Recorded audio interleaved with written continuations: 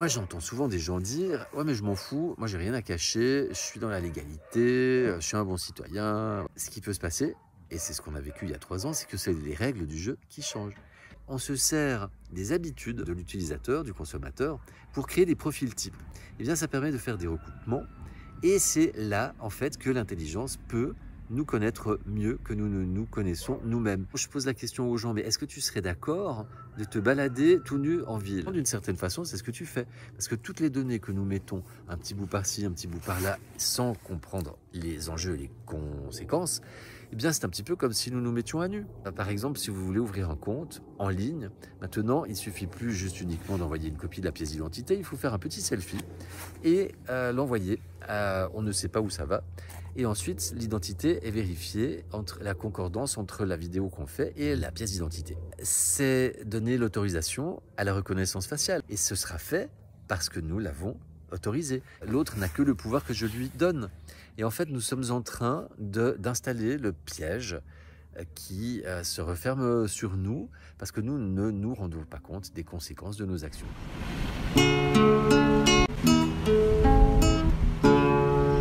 Les petits passages. Bonjour à tous, bienvenue sur la chaîne des petits passages, ravi de vous retrouver pour cette nouvelle vidéo. Aujourd'hui, on va parler de l'utilisation de nos données personnelles et de la nécessité d'être prudent avec ce genre de choses que l'on partage. On voit ça dans un instant. La méthode simple pour créer un autre monde, c'est également une conférence que je vous propose au gré de mes déplacements. Toutes les infos sont en description. Pour bénéficier de l'ensemble de mon message, restez bien jusqu'à la fin de la vidéo et si elle vous aura semblé pertinente, merci de la partager, de la commenter et de vous abonner à la chaîne. Semons des graines ensemble. Passage. Je vous ai déjà expliqué plusieurs fois, selon moi, les pièges à éviter en termes d'identité numérique, d'objets connectés, de cookies, de toute l'utilisation de nos données de façon générale. Et de vous expliquer également que le système a besoin de notre consentement pour exister et que ce consentement, en fait, il est demandé d'une façon biaisée et que nous n'avons pas toutes les infos pour avoir un consentement éclairé, ce qui fait que nous disons oui par dépit, mais aussi par manque de connaissances. Donc en fait, on dit oui alors que bien souvent, si on avait toutes les infos, on dirait non. Après, reste à savoir comment faire pour dire vraiment non, mais ça, c'est l'objet d'autres vidéos. L'idée n'est pas celle de cette vidéo ici. En fait, aujourd'hui, je voudrais juste vous attirer votre attention sur le fait que chaque action que nous faisons a des conséquences. Je vous invite à aller regarder la vidéo sur le petit outil Access pour analyser justement les conséquences de vos actions. Que les mécontentements d'aujourd'hui sont dus au consentement d'hier et que nos consentements d'aujourd'hui donneront les mécontentements de demain. Et que, en fait, je vous ramène également aux 10 techniques de manipulation de Noam Chomsky. Les mesures, pour qu'elles soient efficaces, il faut que le public ne se rende pas compte de l'objectif final. Donc on les étale dans le temps et on leur donne une connotation vertueuse, de sécurité, de praticité, de lutte contre un problème qui survient, comme par exemple un virus ou une crise économique. Et donc là, je fais allusion à ce qui nous est arrivé depuis 3 ans. Et puis, la crise économique, ils arriveront comme des sauveurs avec l'euro numérique. Les CBDC, comme on dit, c'est les monnaies numériques des banques centrales. Et en fait, on ne se rend pas toujours compte de la portée de ce que l'on laisse sur Internet, et aussi hors Internet, mais c'est surtout valable pour ce qui est d'Internet, puisque le papier est de plus en plus dématérialisé. Et en fait, on ne se rend pas compte à quel point nous dévoilons. Alors, moi j'entends souvent des gens dire « Ouais, mais je m'en fous, moi j'ai rien à cacher, je suis dans la légalité, je suis un bon citoyen, voilà. » Ok, certes, mais ce qui peut se passer, et c'est ce qu'on a vécu il y a 3 ans, c'est que c'est les règles du jeu qui changent. Regardez comme d'un jour à l'autre, il nous était impossible de sortir de chez nous. Il nous était impossible de sortir sans masque. Il nous était impossible, en théorie en tout cas, de nous réunir à plus que 6 à la maison, etc. etc. Alors que nous étions des bons citoyens, ce sont les règles qui ont changé. Et ça, c'est un exemple, mais les règles peuvent changer pour à peu près tout. Il suffit juste qu'une petite loi soit modifiée ou soit créée et rende telle ou telle chose qui était légale, complètement illégale ou assortie de contraintes. Et puis dans les dites stratégies de manipulation, il y a également connaître le public mieux qu'il ne se connaît lui-même. Et en fait, ce qui se passe avec l'utilisation de nos données et de l'intelligence artificielle, eh bien, l'intelligence artificielle, alors c'est vrai qu'on pourrait se dire, ouais, mais bon, j'ai rien à cacher, donc du style, mes données nominatives, moi, ça ne me dérange pas qu'on sache ceci ou cela. Mais ça va plus loin, en fait, c'est que avec l'intelligence artificielle, les données sont quelque part anonymisées, mais on se sert des habitudes de l'utilisateur, du consommateur, pour créer des profils types. Et en fait, avec ces profils types, eh bien, ça permet de faire des recoupements. Et c'est là, en fait, que l'intelligence peut nous connaître mieux que nous ne nous connaissons nous-mêmes. On peut être surpris parfois de recevoir des publicités extrêmement ciblées.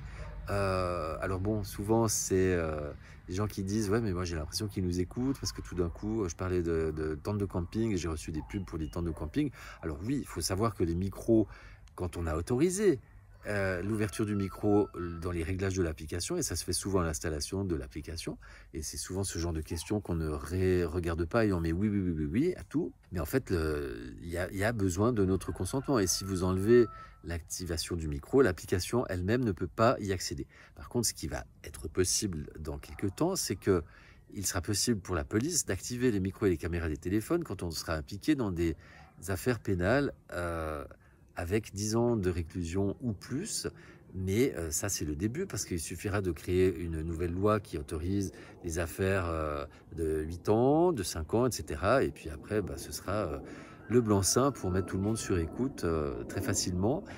Techniquement, c'est déjà possible, mais il manque la loi pour le faire à grande échelle. Pour l'instant, c'est fait uniquement quand il y a une affaire très particulière, et puis c'est le juge qui décide, voilà. Enfin, le juge ou le procureur, voilà. Et puis, ce qu'il y a également, c'est que eh bien, ces intelligences artificielles, ces algorithmes nous proposent, nous suggèrent également des vidéos, des publications qui nous enferment dans un certain système de pensée, dans un système de croyances, et qui rétrécit notre champ d'action au niveau de notre autonomie intellectuelle, en fait. Et il y a également de plus en plus de lois qui permettent de façon purement arbitraire de supprimer des publications si elles sont étiquetées fake news, par exemple, ou contenu haineux, etc. Et c'est fait de façon purement arbitraire, donc c'est digne des meilleures dictatures. Donc, en fait, voilà, et souvent je pose la question aux gens, mais est-ce que tu serais d'accord de te balader tout nu en ville ? Et là, les gens me disent, mais ça va pas, jamais, je ne le ferai pas, je ne suis pas au Cap d'Agde, je ne suis pas naturiste. Et je leur dis, mais pourtant, d'une certaine façon, c'est ce que tu fais. Parce que toutes les données que nous mettons, un petit bout par-ci, un petit bout par-là, sans comprendre les enjeux et les conséquences, eh bien, c'est un petit peu comme si nous nous mettions à nu. Et regardez par exemple toutes les fois où on vous demande de mettre votre numéro de téléphone pour sécuriser soi-disant le compte.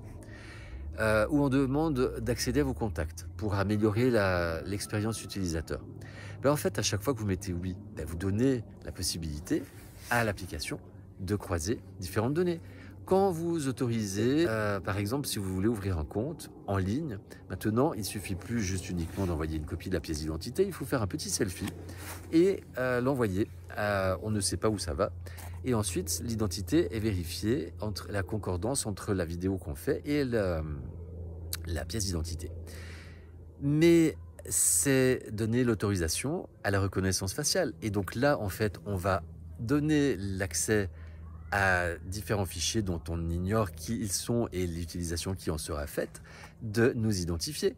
Et ce sera fait parce que nous l'avons autorisé. Donc je vous ramène également à la vidéo que j'avais faite. L'autre n'a que le pouvoir que je lui donne. Et en fait, nous sommes en train d'installer le piège qui se referme sur nous parce que nous ne nous rendons pas compte des conséquences de nos actions. Donc je vous invite juste à réfléchir, à mettre de la conscience sur ce que vous faites. Et puis, vous dire que même si vous pensez n'avoir rien à cacher, eh bien, l'utilisation qui est faite de votre vie numérique peut largement dépasser ce pourquoi vous seriez d'accord. Si cette vidéo vous aura semblé pertinente, merci de la partager au plus grand nombre, laissez des commentaires et puis de vous abonner à la chaîne également. Je vous dis à tout bientôt, prenez soin de vous, je vous aime. Les